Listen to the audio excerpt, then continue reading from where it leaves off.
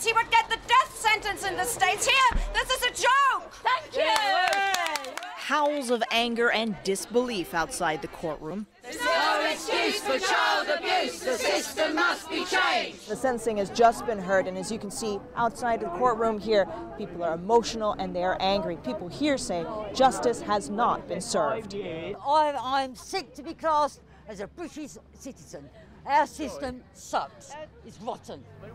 The case of baby Peter shocked the nation. He was 17 months old when he died. Computer animation of the abuse submitted to court shows just how much he suffered. His back was broken, with multiple fractured ribs, more than 50 injuries from sustained physical abuse. His mother and her boyfriend were found guilty of causing his death. For legal reasons, the identity of both cannot be revealed. But this was not the only crime committed. The boyfriend was also found guilty of raping a 2-year-old girl. The judge had harsh words for both.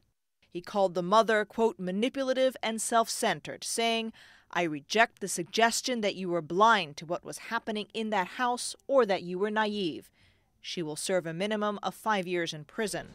The judge handed down a much harsher sentence to the boyfriend, life in prison with a minimum of 10 years for the, quote, extraordinary and abhorrent features of both the rape of the 2-year-old girl and the death of baby Peter. The judge said, quote, any decent person who heard the catalog of medical conditions and non-accidental injuries suffered by Peter cannot fail to have been appalled.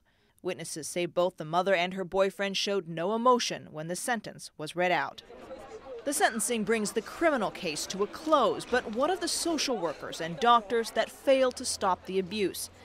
Baby Peter was on a child protection watch list, visited dozens of times by social workers, seen by at least 2 doctors. He didn't just fall through the cracks, the system had gaping holes.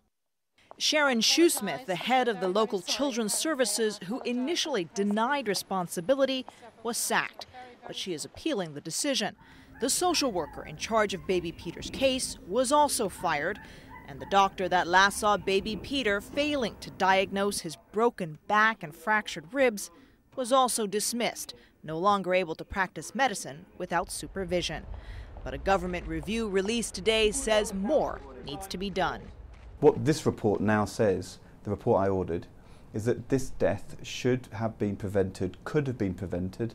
There was clear evidence to the professionals of harm to the child, and they didn't put the best interests of baby Peter first. They were too inclined to protect the rights of the mother, to keep the family together. That was unacceptable.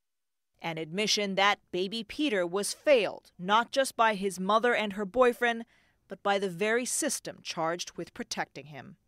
Atika Schubert, CNN, London.